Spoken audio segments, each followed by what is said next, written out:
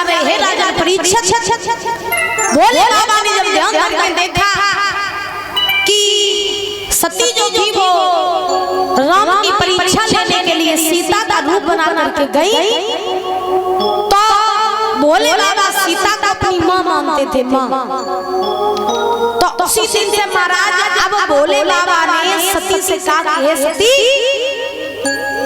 तुम राम की परीक्षा लेने के लिए गई, मैया सीता का तुमने रूप बनाया, तो अब तुम हो गई हो मेरी माँ, तुम मेरी माता हो गई हो, तो जाओ आज से मेरे इस शरीर से तुम्हारी भेंट नहीं होगी और हम तुम्हें बैठने के लिए सामने आसन देंगे, क्योंकि पुत्र के सामने माँ का स्थान आगे होता है। माँ का स्थान पुत्र के सामने आगे होता है। तो भोले बाबा ने सती से कहा कि पहली बात तो परीक्षा लेने गई, कोई बात नहीं, फिर तुमने सीता का रूप बनाया, कोई बात नहीं, लेकिन जब मैंने तुमसे पूछा तो तुमने हमसे झूठ बोला, ये सबसे बड़ी बात। तो इसीलिए जाओ आज से इस शरीर से भेंट तुम्हारी नहीं होगी। उसी दिन से महाराज अब सती को चैन नहीं पड़ो, सती को चैन नहीं पड़ो। सती भोले बाबा के सामने बैठ गई, तब भोले बाबा ने 87,000 वर्षों तक तपस्या की, समाधि लगा दी। 87,000 वर्षों तक समाधि लगाई। भोले बाबा ने जब उसी दिन से समाधि लगा ली, लगा करके तपस्या करने लगे। जब तपस्या करने लगे अब सती सामने बैठे। जब सती सामने बैठी, अब सती सोचती ना जा रही कि कब भोले बाबा की समाधि टूटे और कब हम इनसे दो शब्द बोलो। अब समाधि जब टूटे तो नहीं तो तुम बोले, फिर तो तुमने ऐसे काम ही करे कि भोले बाबा से तुमने झूठ बोल दिया। भोले बाबा ने रोका भी, फिर भी तुम नहीं मानी, फिर भी तुम राम की परीक्षा लेने के लिए गई। तो भोले बाबा ने 87,000 वर्षों तक तपस्या की। पति पत्नी का संबंध ऐसा होता है जैसे गाड़ी के पहिए होते हैं। गाड़ी को अगर एक पहिया खराब हो जाए तो गाड़ी चल नहीं सकती। वैसे ही अगर घर में पति अच्छा है, पत्नी अच्छी नहीं है तो गृहस्थी नहीं चल सकती, और पत्नी अच्छी है, पति अच्छा नहीं है तो भी गृहस्थी नहीं चल सकती। यानी पति पत्नी के जब तक तालमेल अच्छे नहीं है तब तक घर अच्छा नहीं चलेगा, और घर में पति पत्नी के तालमेल अच्छे हैं तो गृहस्थी अपने आप स्वर्ग बन जाएगी। इसीलिए कहा जाता है पत्नी कोई काम करे तो बिना पति के पूछे न करे, हर बात अपने पति को बताए। और पतियों का भी ये फर्ज है कि कोई भी काम करके आए तो सबसे पहले अपनी पत्नी की सलाह लेनी चाहिए। लेकिन आजकल महाराज कभी पत्नी का काम करे, क्या कांड करे, पति को खबर नहीं लगने देते। और आजकल के पति ऐसे हैं कि कौन कौन से कांड करे आगे पत्नी को कौन कौन खबर नहीं देते। सही बात है, हाँ, क्योंकि आजकल घर गृहस्थी क्यों बिगड़ रही है। आप लोगों ने ज्यादातर देखा होगा कि आजकल पति पत्नी के तालमेल बहुत ही कम मिलते हैं, यानी घरों में लड़ाइयाँ ज्यादा होती है पति पत्नियों के बीच। तो ध्यान रखना, ये तालमेल इसीलिए बिगड़ते हैं कि अगर आप लोग कोई काम करोगे एक दूसरे की सलाह से नहीं करोगे तब तक घर आपका स्वर्ग नहीं बन सकता है। और पति पत्नी के घर में जब रोज लड़ाई होगी ना तो भाई असर आपकी संतान के ऊपर पड़ेगा। संतान के लक्षण जो होते हैं, संतान के गुण जो होते हैं वो बार वालों से नहीं आते। न जा सोचो कि बच्चा हमारा गलत लोगों की संगत कर रहा है तो उसके अंदर गलत संगत का असर है, ऐसा नहीं होता है। कभी भी असर संगत का नहीं होता है। ध्यान रखना, मेरी बात गांठ बांध लेना।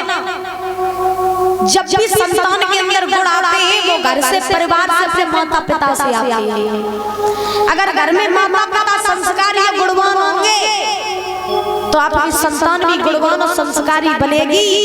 और घर में माता पिता और घर का माहौल ही अच्छा नहीं होगा तो संतान कभी आपकी अच्छी नहीं होगी। इसीलिए अपने बच्चों को देख करके घर में वैसी व्यवस्थाएं, वैसा ही माहौल बनाना चाहिए जो आगे चल करके आपकी संतान भी गुणवान बने।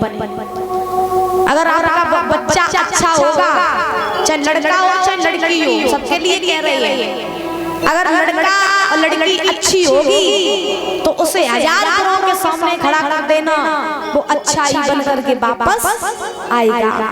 और अगर लड़का लड़की गलत होंगे, बुरे होंगे, तो 1000 अच्छों के साथ खड़ा कर देना, वो कभी अच्छा बन के नहीं आएगा, बल्कि जैसा गया था बुरा ही बन के वापस आएगा।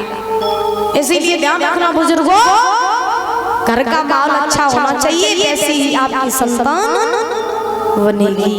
बोली बड़ी बड़ा प्यारे लाल की श्री सुखदेव जी महाराज समझा रहे थे परीक्षित महाराज को कि हे राजा परीक्षित, भोले बाबा ने 87,000 वर्षों तक तपस्या की। करने के बाद में जब तपस्या पूरी कर ली भोले बाबा ने, तो 87,000 वर्षों के बाद में महाराज तपस्या खुली। जब तपस्या छूटी, भोले बाबा की आंखें खोली, क्या देखा? सामने सती बैठी थी। सती ने जैसे ही भोले बाबा को देखा रोने लगी। जब सती रोने लगी तो उसी समय भोले बाबा ने फिर भी सती से कुछ नहीं कहा। जब कुछ नहीं कहा तो अब भोले बाबा मैया सती बड़े आनंद से अपना जीवन यापन कर रहे हैं। करने के बाद एक समय की बात कि महाराज मैया सती के पिता जो थे दक्ष, इन्होंने अपने यहाँ पर महाराज के यज्ञ रचवाया। जब यज्ञ रचवाया तो दक्ष ने सभी देवी देवताओं को आमंत्रित किया। जब सभी देवी देवताओं को आमंत्रित किया तो सभी देवी देवता चले अपने अपने विमानों में बैठ करके, विमानों में बैठ करके चले। तो सभी लोग जा ही रहे थे कैलाश पर्वत से होकर के, तो मैया सती ने देखा कि जितने भी देवी देवता हैं तो सब अपने अपने विमानों में बैठे और कहीं जा रहे। तो सती ने भोले बाबा से प्रश्न किया, भोले बाबा एक बात समझ में नहीं आ रही, कौन सी? सुनो। तब तक देखा आकाश से और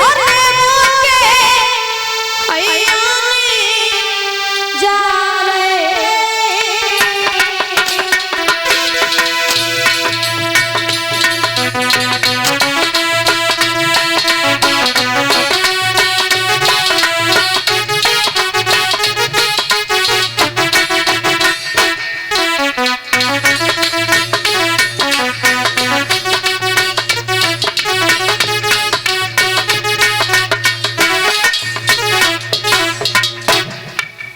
मैया सती ने देखा आकाश की ओर, जितने देवी देवता हैं अपने अपने यानों में बैठ करके जा रहे हैं।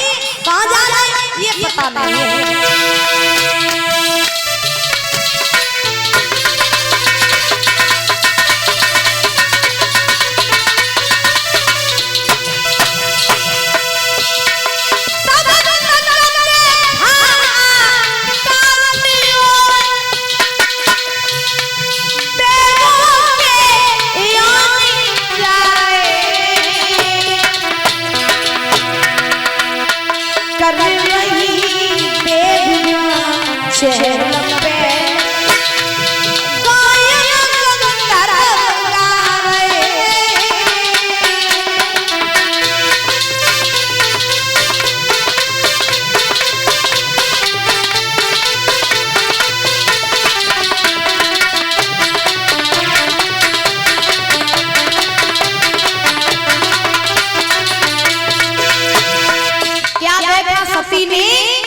देवों के यान जा रहे हैं आकाश की ओर, एक की चर्चाएं करके जा रहे हैं। देवता आकाश महाराज आपस में बातें करते हुए जा रहे हैं। तो सती ने सोचा कि पता नहीं है सभी देवी देवता कहाँ जा रहे हैं। तो सती ने महाराज भोले बाबा से प्रश्न किया, प्रभु ये सब क्या हो रहा है, ये देवी देवता कहाँ जा रहे हैं, बताओ ना।